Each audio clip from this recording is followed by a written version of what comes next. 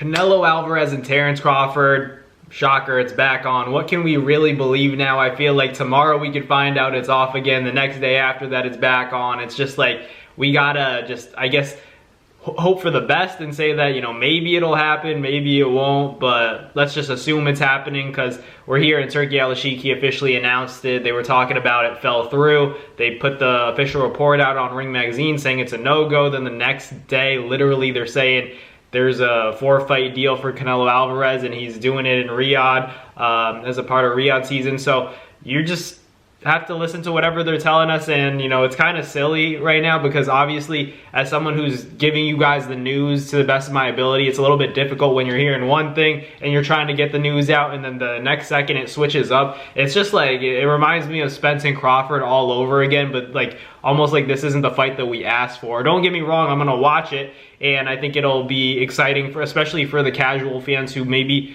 know Canelo and know Crawford but never, you know, really thought about them fighting each other. But now it's a possibility because we never really thought this fight would happen. If you asked me 2 to 3 years ago, is Canelo Alvarez and Terence Crawford, are they ever gonna fight? I would have told you were crazy because there would be no way to make it happen in terms of the weight classes. But Terence Crawford being so persistent and insistent on making this Canelo Alvarez fight happen has made it very easy for him to make the fight, because when a big name like Terence Crawford is calling you out, Canelo just can't ignore it. And I think Canelo himself has a lot of respect for Terence Crawford. That's the reason why he's taking this fight. He knows it's still a high risk fight for him, low reward in terms of, you know, obviously you have a big name on your resume. If he beats Terence Crawford, I think that's the biggest name he's ever beaten. And, you know, obviously it's going to be a little bit difficult to get credit for that as well still, because people are going to make excuses like, oh, he's going up, he's daring to be great, he's the smaller guy coming up in weight, so he should lose the fight. But if Canelo Alvarez beats Terence Crawford, me personally, I'll give him credit.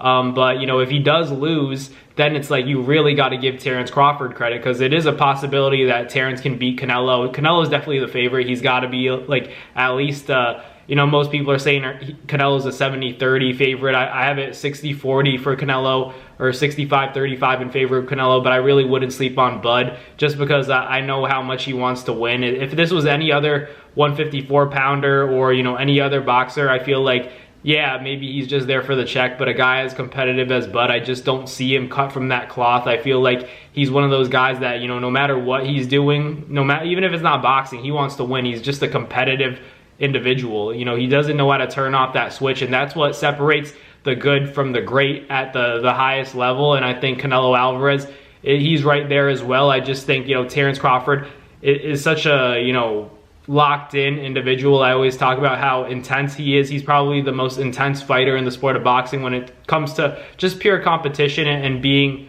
you know, locked in, having that tunnel vision. I don't think there's anybody close to him, you know, right now. I would say Floyd, but Floyd's retired, and Terence Crawford himself, you know, he's just so locked in all the time. When it comes to training camp and it comes to that fight, he just turns that switch on, and it's really a scary thing to see when he's locked in. When you see him at the press conferences and you see him at the weigh-ins and you see him, you know, touch gloves at the sound of the first bell, you know that he's coming. He's coming in ready to go, and he's just a scary fighter to be facing. Not that Canelo's not. It's just like Terence Crawford's mindset is something that, like, I think people don't understand how far that can propel you in the sport of boxing, like how important confidence is. And I think that's what Terence Crawford is thinking about. And, you know, by the time I'm making this video, Terence Crawford has been posting on social media a lot. He's been talking on Twitter saying to Canelo Alvarez, Bud was saying that he's excited to see him and, you know, become 3-time undisputed, because no one's ever done that, obviously. And, you know, Terence Crawford, this is his chance to make history in multiple different ways, you know, moving up in weight, beating a guy like Canelo Alvarez, and, you know,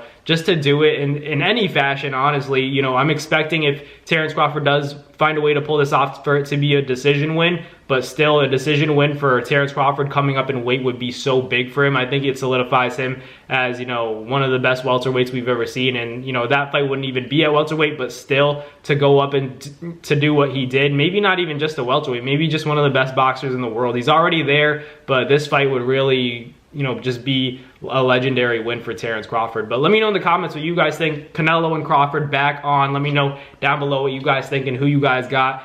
I think it's a 50-50 fight, but I understand the odds like 60-40, 65-35 in favor of Canelo, but you know, it's a close fight for me. But let me know in the comments down below. Thanks for watching. Catch you guys on the next one.